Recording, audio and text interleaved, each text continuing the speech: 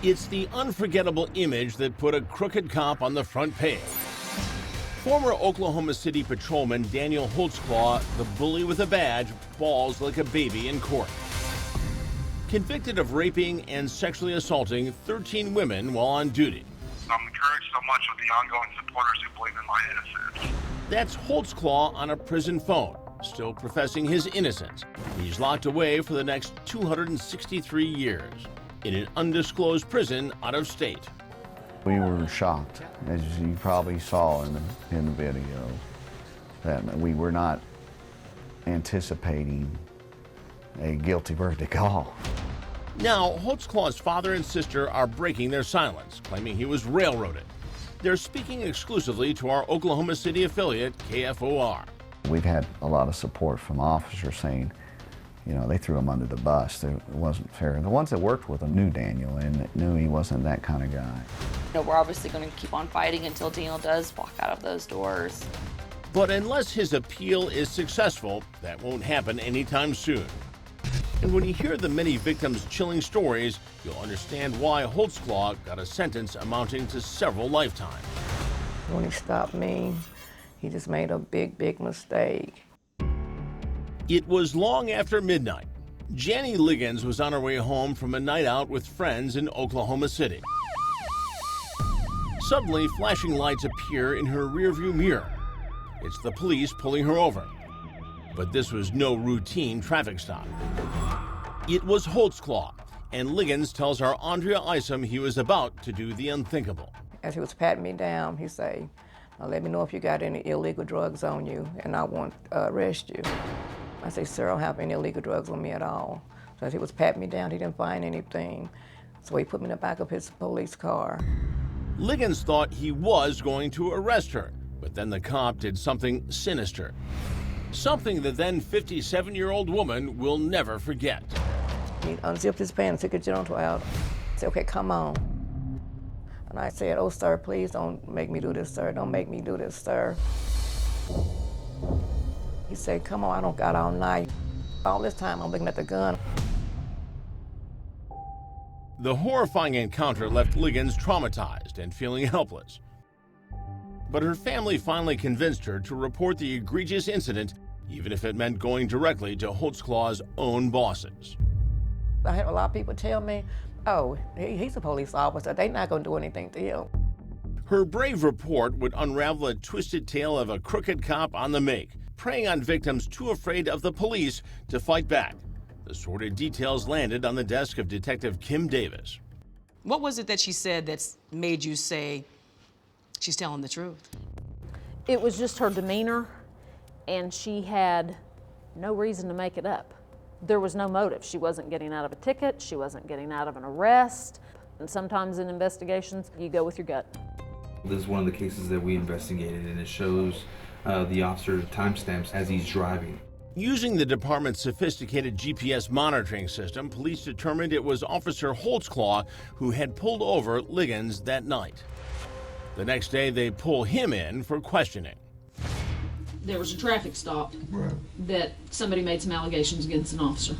And you said that you made a traffic stop after work, but you didn't call it in. I didn't call it. Where was that? It was about Northeast 50th and Lincoln, just to the west. Do you make traffic stops normally after work? I don't, but in that case, I saw her swerving. In the videotaped interrogation obtained by Crime Watch Daily, Holtzclaw confirms he made the stop, but denies anything and everything else. Moments later, the questions get raw and real. Do you recall putting your penis in her mouth? I don't. Would you recall that if you did it? If I did, yeah. Holtzclaw then agrees to a DNA swab. Yeah. There we go. Detectives keep pressing their fellow cop, giving him every possible chance to come clean.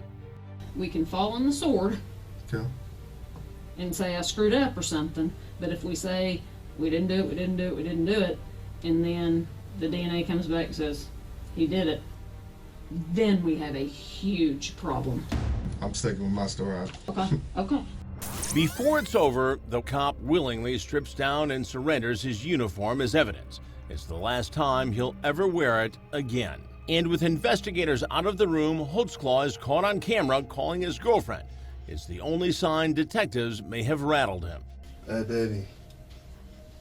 Babe.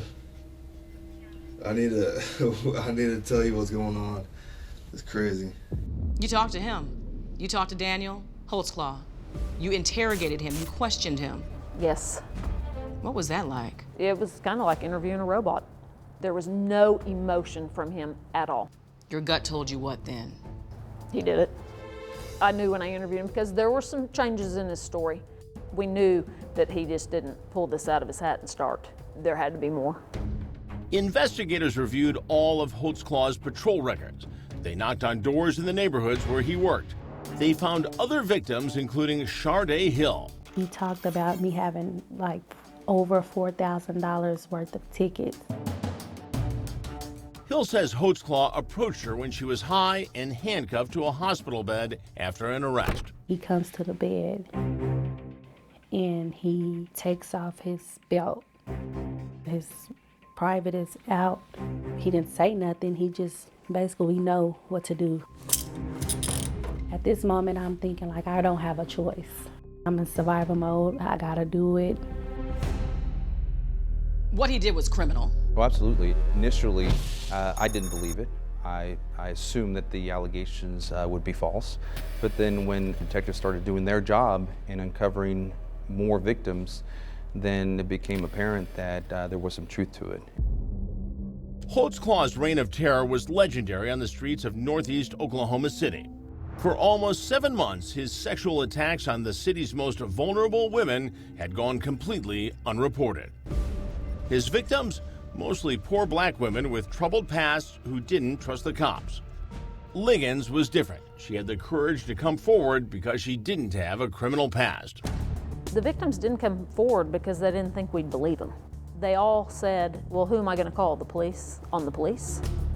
But others were the perfect prey for a deviant with a badge and a knack for abusing it. He was escalating in his numbers. His last day, he assaulted 3 women. He did it 3 times. 3 different victims in one shift. And they were all horrible sexual assaults. They were beyond fondling. Once Liggins told her story, 12 other women came forward, accusing Holtzclaw of rape. The Oklahoma City Police Department fired the disgraced officer and then slapped the cuffs on him. It's shocking. It's bad on morale. When a your own is being accused, it's a hard pill to swallow. Holtzclaw was charged with 36 counts of first-degree rape and sexual battery, along with other charges for forcible oral sodomy and indecent exposure. He was booked into the county jail like any other common criminal. But justice wasn't complete until he'd face his accusers in court, where jurors would have the final say. Up next, an exclusive Crime Watch Daily interview with juror number 5 in the case that rocked Oklahoma. Doesn't matter what their past was. And brought this formerly tough cop to tears. The tears are about him, not about the victims.